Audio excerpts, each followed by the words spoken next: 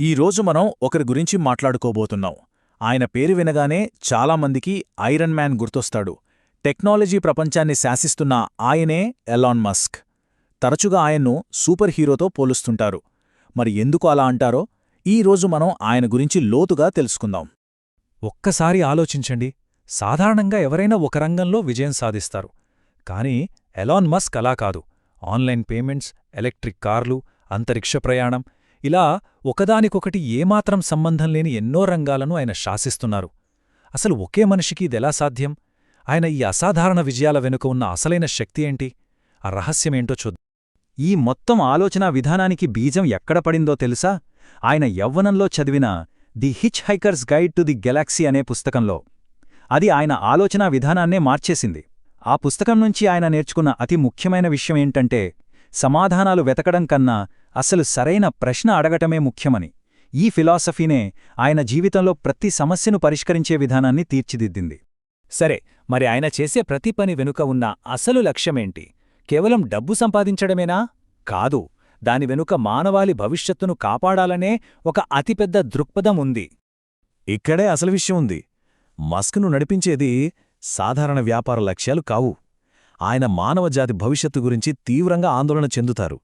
ఎప్పుడో ఒకప్పుడు గ్రహశకలాల తాకిడిలాంటి ప్రమాదాల వల్ల భూమి మీద జీవించడం కష్టమవ్వచ్చు. అందుకే మానవాళి మనుగడ కోసం మనం అంగారక గ్రహంపై స్థావరాలు ఏర్పాటు చేసుకోవాలని ఆయన బలంగా నమ్ముతారు. మరి ఇంత పెద్ద విజన్, ఇంత పెద్ద ఆలోచన ఎక్కడ మొదలైంది? దీని మూలాలు ఆయన కష్టాలతో నిండిన బాల్యంలో ఉన్నాయి. ఇప్పుడు అక్కడికే వెళ్దాం. ఆయన బాల్యం దక్షిణాఫ్రికాలో గడిచింది. అక్కడ స్కూల్లో తీవ్రమైన బుల్లీయింగ్ ఎదుర్కొన్నారు. సైనిక సేవ తప్పించుకోడానికి కెనడాకు, అక్కడి నుంచి ఉన్నత చదువుల కోసం అమెరికాకు వెళ్లారు.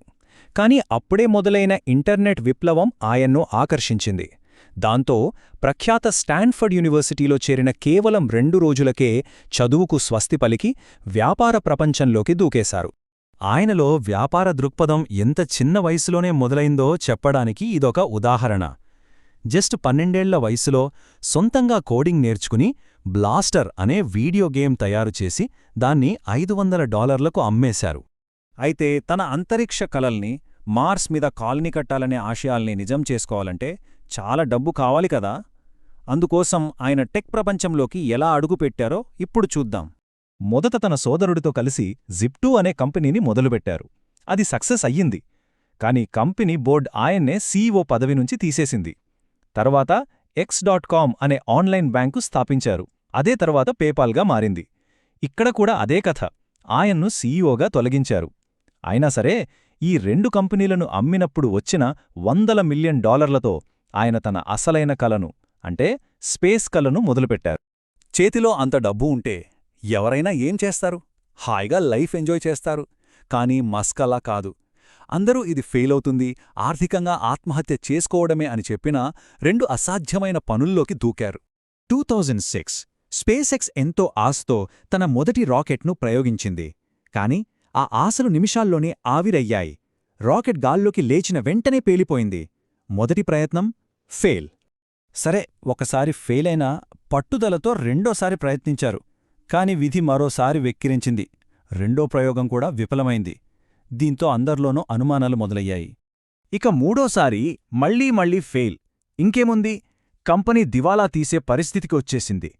వాళ్ల దగ్గరున్న డబ్బంతా కేవలం ఒకే ఒక్క లాంచ్కి మాత్రమే సరిపోతుంది. గెలుపో ఓటమో అంతా ఆ ఒక్క ప్రయోగం మీదే ఆధారపడి ఉంది. అందరూ ఊపిరి బిగిపట్టుకుని చూస్తున్నారు. 4వ ప్రయోగం నింగిలోకి దూసుకెళ్ళింది. అండ్ ఈసారి అది విజయవంతంగా కక్షలోకి చేరింది. ఆ ఒక్క విజయంతో స్పేస్ ఎక్స్ కథ మొత్తం మారిపోయింది. కంపెనీ దివాలా నుంచి బయటపడటమే కాకుండా నాసా నుంచి $1.6 బిలియన్ భారీ కాంట్రాక్ట్ను కూడా గెలుచుకుంది. అది నిజంగా అసాధ్యాన్ని సుసాధ్యం చేసిన క్షణం. స్పేస్ ఎక్స్ కథ అలా ఉంటే, ఇక్కడ భూమ్మీద ఇంకో పెద్ద సవాలు ఎలక్ట్రిక్ కార్లు. అప్పట్లో ఎలక్ట్రిక్ కార్లంటే అవేవో గోల్ఫ్ కార్ట్లా నెమ్మదిగా వెళ్తాయని, చూడ్టానికి కూడా బాగోవని అనుకునేవాళ్లు. కాని మస్క్ ఆలోచన వేరు.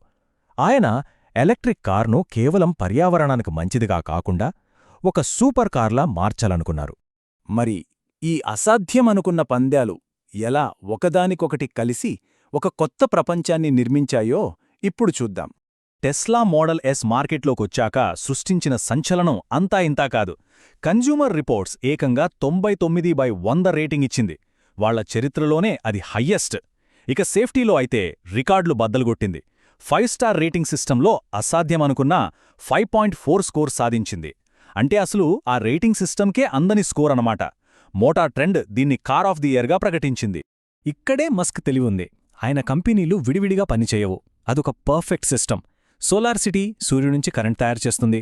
టెస్లా బ్యాటరీలు దాన్ని స్టోర్ చేస్తాయి. టెస్లా కార్లు ఆ కరెంటుతో నడుస్తాయి. చూశారా, అన్నీ ఒకదానికొకటి లింక్ అయ్యి ఒక సుస్థిర భవిష్యత్ కోసం పనిచేస్తున్నాయి. సరే, ఇంత దూరం ఆయన ప్రయాణాన్ని చూశాం కదా. ఈ మొత్తం కథ నుంచి మనం నేర్చుకోవాల్సిందేంటి? ఆయన ఫిలాసఫీ ఏంటి? ఆయన విజయం వెనుక ఉన్న అసలైన రహస్యమిదే. ముందుగా అందరికన్నా పెద్దగా ఆలోచించాలి. ప్రతిదాన్ని ప్రశ్నించాలి. ఓడిపోతామనే భయముండకూడదు. ఎందుకంటే ఫెయిల్యూర్ కూడా ఈ ప్రాసెస్లో ఒక భాగమే. అన్నింటికన్నా ముఖ్యంగా మనం చేసే పని మానవాళికి ఎలా ఉపయోగపడుతుందో ఆలోచించాలి. సింపుల్గా ఒక్క మాటలో చెప్పాలంటే ఆయన తత్వం ఇదే: అసాధ్యాన్ని ఆలోచించడం, దాన్ని సాధించి చూపించడం. ఎప్పటికీ ఆయన మన రవాణాను, శక్తిని, చివరికి అంతరిక్షం గురించిన మన ఆలోచనలనే మార్చేశారు. హైపర్లూప్, న్యూరాలింక్ లాంటి వాటితో భవిష్యత్తును మరింతగా మార్చే ప్రయత్నంలో ఉన్నారు. మరి ఇప్పుడు మన ముందున్న ప్రశ్న ఒక్కటే: వాట్స్ నెక్స్ట్? ఆయన నుంచి రాబోయే తర్వాతి సంచలనమేంటి?